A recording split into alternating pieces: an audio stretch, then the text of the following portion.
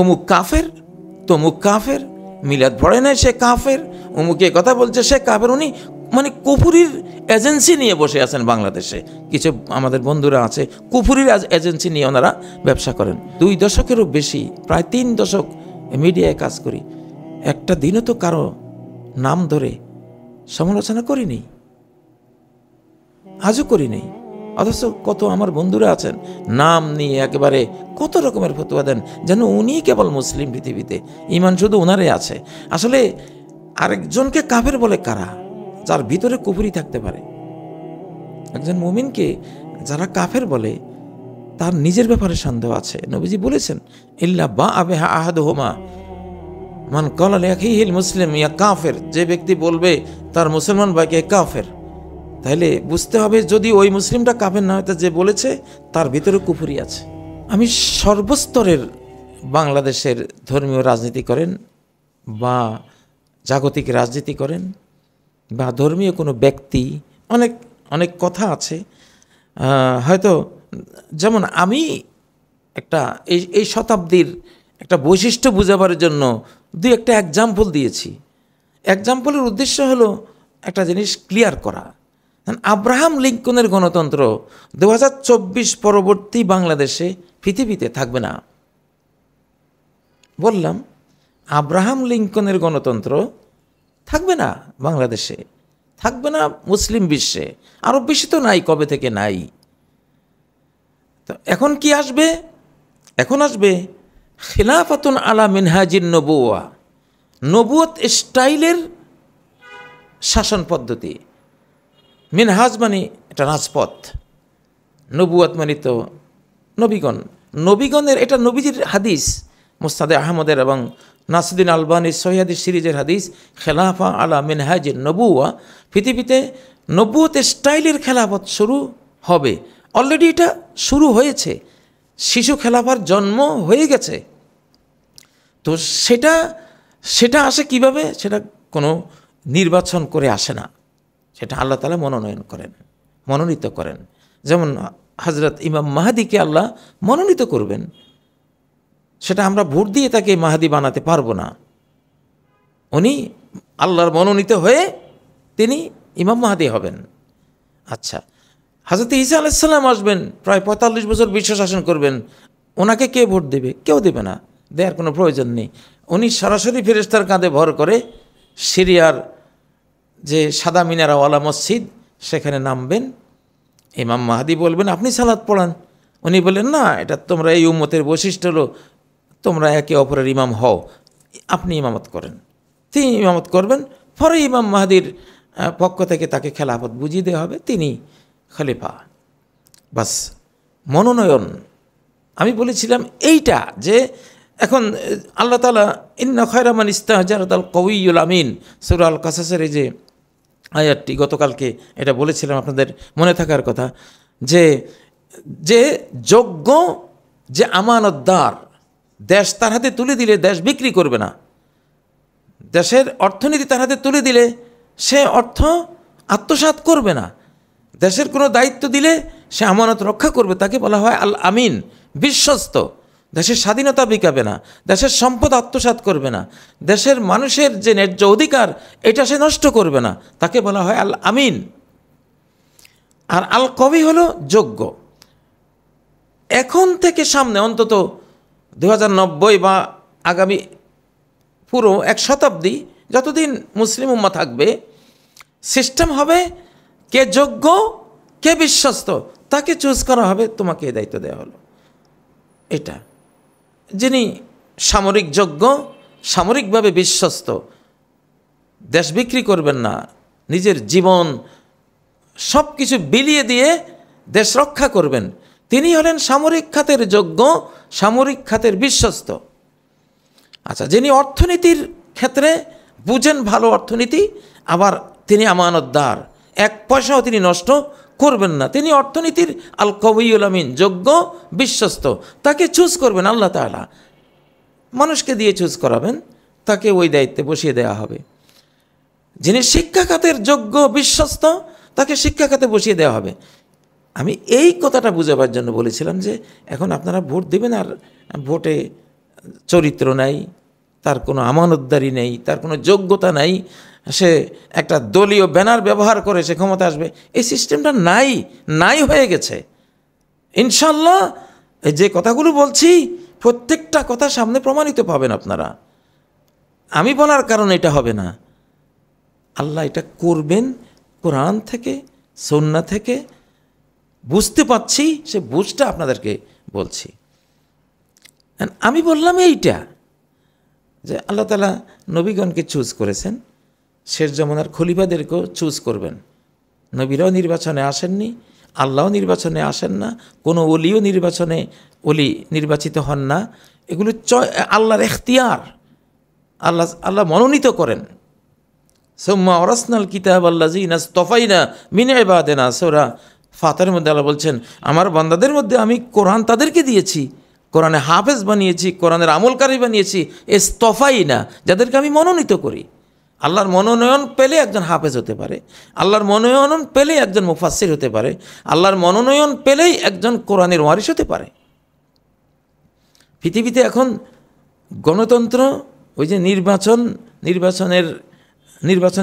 বলে আসলে ফ্যাসিবাদ, আসলে জুলুমতন্ত্র, গণতন্ত্রের নামে জুলুমতন্ত্র যেটা আমরা দেখলাম, 3টা নির্বাচন আমরা পেলাম, শুধুই জুলুম, অত্যাচার আর হলো চর্যবৃত্তি করে ওনারা নেতা হয়ে গেলেন। তো এটা আর নাই পৃথিবীতে, সামনে আসবে না। আসবে কি? আল্লাহর পক্ষ থেকে আল্লাহ নিজে কাউকে মনোনীত করে পাঠাবেন অথবা বান্দাদের মাধ্যমে মনোনয়ন করাবেন। এই সিস্টেমটাকে বোঝাবার জন্য বললাম যে বাংলাদেশে যেটা হয়েছে, 53 বছরও আমরা আমাদের ডক্টর ইউনূস সাহেবের মতো যোগ্য একজন নেতা কি পেয়েছি? এত নির্বাচন করে পাইনি। এটা আল্লাহ তাআলা ওনাকে বসিয়ে দিয়েছেন। অনেক আমাদের অর্থনীতির দায়িত্বে অনেক একজন দায়িত্ব নিয়েছেন এবং বিভিন্ন ক্ষেত্রে মোটামুটি অনেকে দায়িত্ব নিয়েছেন। এগুলি একটা নির্বাচনের মাধ্যমে আসছে না, চয়েস করা হচ্ছে, বসিয়ে দেওয়া হচ্ছে। সামনেও তাই হবে। এটা একটা বিশ্ব ব্যবস্থার কথা বলছি, নিউ ওয়ার্ল্ড অর্ডারের কথা বলছি। আগের সেই আব্রাহাম লিঙ্কনের সেই সিস্টেমে আসবে না, আসবে এখন থেকে সামনে এই মনোনয়ন সিস্টেমে আসবে। এটা বুঝিয়েছিলাম যে এখন থেকে যারা আসবে, আপনি নিজে যদি আসেন, আপনিও হয়তো আপনার যোগ্যতা আছে, বিশ্বস্ততা আছে, আল্লাহ আপনাকে মনোনীত করবেন। ইয়াখলুকুল্লাহু মা ইয়াশাউ ওয়া ইয়াখতার, আল্লাহ যা চান সৃষ্টি করেন এবং ইখতিয়ার করেন, মনোনীত করেন। এখন খলিফারা যেমন মনোনীত হতো, সেই মনোনয়নের যুগ শুরু হয়েছে, মনোনয়নের বিশ্ব ব্যবস্থা শুরু হয়েছে, তাই না? এইটা বোঝাবার জন্য বললাম। এখন এক্সাম্পল দিতে গিয়ে 2-1 মানুষের নাম আসলে এখন আপনি কি বলবেন যে আপনি ওনাকে নবী বলে ফেললেন? আসলে এই যুগের মানুষের আক্কল নেই, মানে অধিকাংশ মানুষের আক্কল নাই। অধিকাংশ মানুষ গভীরভাবে চিন্তা করে না, একটা কথা শুনলেই বাস শুরু করলো, কিন্তু এটার পরিণতি যে নিজের উপরে আসবে, নিজে যে লাঞ্ছিত হবে, পরে তিরস্কৃত হবে, এটা সে বুঝে না। তা আল্লাহ তো কোরআনে বলছেন, মাসালু নূরিহি কামিশকাত, সূরা নূরের 35 নম্বর আয়াত। আল্লাহর জ্যোতির উপমা হলো যেমন একটা বাতিঘর বা প্রদীপ রাখা, চেরাগ রাখার একটা দীপাধার, তাই না?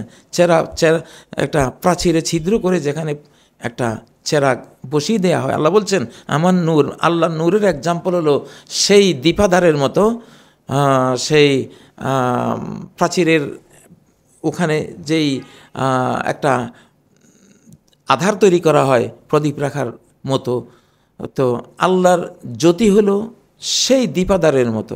না, আপনি যদি বলেন তাহলে আল্লাহ তাহলে একটা চেরাগের মতো, এটা একটা ছোট্ট জিনিস, এত বড় আল্লাহ, অনন্ত অসীম আল্লাহ, কীভাবে নিজেকে এক্সাম্পল দিন? আরে বাবা, তো মেশকাতের মতো তার নূর, এটা বলে তিনি তো মেশকাত হয়ে যান না, তিনি তো দীপাধার হয়ে যান না। একটা এক্সাম্পল বুঝাবার জন্য একটা উদাহরণ দেয়া হয়েছে। সূরা আল ফাতির 29 নম্বর আয়াতে বলা হয়েছে যে মুহাম্মদুর রাসূলুল্লাহ সাল্লাল্লাহু আলাইহি ওয়াসাল্লাম এবং তার সাথে যারা আছেন তারা কেমন কাযারাইন আখরাজা শাতআহু, যেমন একটা চারা গাছ যে তার পাতা বের করেছে, তারপর ফাআযারাহু, তারপর এটাকে আরও পাতা এবং কিশলয়গুলো বেরিয়ে শক্তিশালী করেছে। এখন আল্লাহর রাসূল এবং সাহাবীদেরকে স্বয়ং আল্লাহ সূরা আল ফাতির 29 নম্বর আয়াতে একটা চারা গাছের সাথে তুলনা করলেন। আপনি কি বলবেন তাইলে এটা কেমন হলো? নবীজির এত বড় মর্যাদা, ওনাকে চারা গাছ কীভাবে বলা হলো?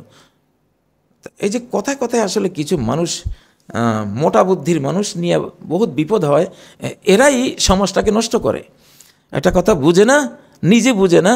ও আফাতুহু মিনাল ফাহামি সাকিমি, তার আফত হলো সে নিজে, তার বিপদ হলো সে নিজে বিপদ, সে নিজেই বুঝে না, তার মোটা বুদ্ধি। অমুক কাফের, তমুক কাফের, মিলাদ পড়ে নাই সে কাফের, অমুকে কথা বলছে সে কাফের। উনি মানে কুফুরির এজেন্সি নিয়ে বসে আছেন বাংলাদেশে। কিছু আমাদের বন্ধুরা আছে কুফুরির এজেন্সি নিয়ে ওনারা ব্যবসা করেন।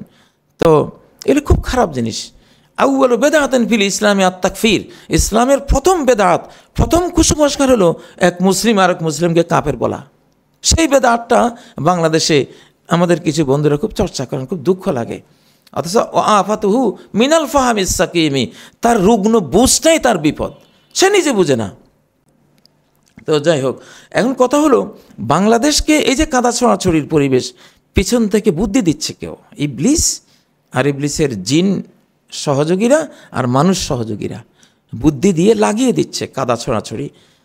তো আশা করি এগুলো করবেন না আপনারা। 3টা পরিচয়ে বাংলাদেশটাকে রক্ষা করেন। আপনি মুসলিম অথবা আপনি হিন্দু বা বৌদ্ধ, যে কোনো একটা পরিচয় আপনি নেন, আর আপনি বাংলাদেশি, আপনি বাংলাভাষী, বাস। আর কোনো পরিচয় দরকার নেই। দলীয় পরিচয়গুলো থাকুক না। এই দল করলে বলবেন এই দলের এই ইতিহাস, ওই দল বললে কইবেন ও এই দল তো এই করছে। কবি ইকবালের যে শেকওয়া জবাবে শেকওয়া একটা কবিতা আছে, সেখানে 2টা কবিতা, কেউ জিয়া কার বানু সুদ ফারামোশ রহো, ফিক্রে ফারদা না করো, মাহবে গমে দোষ রহো। মানে এগুলির বাংলা হলো, ইচ্ছে করে লভ্য ছেড়ে ক্ষতির দায়ে পড়ব কেন, ভবিষ্যতের চিন্তা ছেড়ে অতীত তরে কাঁদব কেন, অবাক হয়ে বুলবুলিদের বিলাপ গাথা শুনব কেন, আমি তো আর পুষ্প নহি চুপ করিয়া থাকব কেন। ডক্টর ইকবালের কবিতা।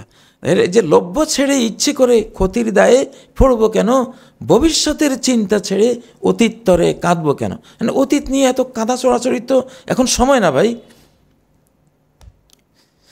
এখন তো একটা বিরাট বাংলাদেশ এক ধরনের টালমটাল অবস্থার মধ্যে আছে।